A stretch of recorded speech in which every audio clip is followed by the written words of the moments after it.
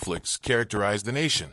King Norodom Sihanouk, who led the country, struggled to maintain control over various factions, including the rising communist movement. His decision to align with China and North Vietnam during the Vietnam War inadvertently strengthened the Khmer Rouge. By the mid-1960s, the CPK had grown into a powerful revolutionary force, capitalizing on rural discontent, particularly among peasants who suffered from the government's policies and U.S. bombing campaigns during the Vietnam War. The influence of Pol Pot, Saloth Sar, better known by his revolutionary name Pol Pot, rose to prominence within the CPK in the 1960s. Pol Pot had studied in Paris, where he became familiar with Marxist theory and was influenced by Maoist ideology, particularly the Chinese Cultural Revolution.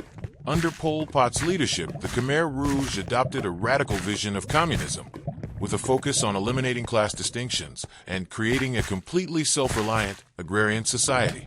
Pol Pot and his followers believed that Cambodia's path to communism required a complete break from the past.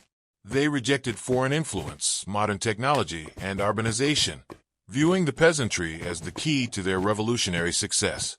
Pol Pot's vision was extreme, even by the standards of communist movements at the time. His vision of revolution included the elimination of intellectuals, city dwellers, and anyone associated with capitalism or the old regime. The Cambodian Civil War.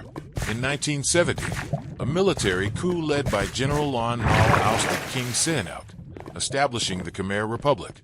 This event intensified the ongoing civil war between Lon Nol's government forces and the Khmer Rouge. Sihanouk, who had been exiled, aligned himself with the Khmer Rouge, using his popularity to bolster the insurgency's ranks.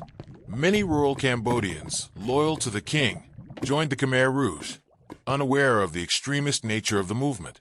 During the Civil War, the Khmer Rouge expanded their control over large parts of the countryside. The U.S. bombing campaign, intended to disrupt North Vietnamese supply lines through Cambodia, had the unintended consequence of driving many Cambodians into the arms of the Khmer Rouge, who capitalized on the devastation and presented themselves as defenders of the people.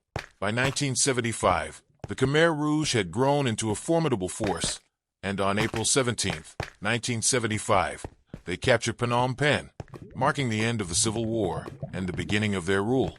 This day was seen as the triumph of their revolution, but it also marked the start of one of the darkest periods in Cambodian history, the establishment of Democratic Kampuchea. Upon seizing power, the Khmer Rouge quickly moved to implement their radical vision for Cambodia. They renamed the country Democratic Kampuchea and declared the beginning of Year Zero. The concept of Year Zero symbolized the regime's intention to erase all traces of the past and start society anew, free from corruption, class divisions, and foreign influence. One of the first and most shocking actions of the Khmer Rouge was the forced evacuation of all cities, including Phnom Penh.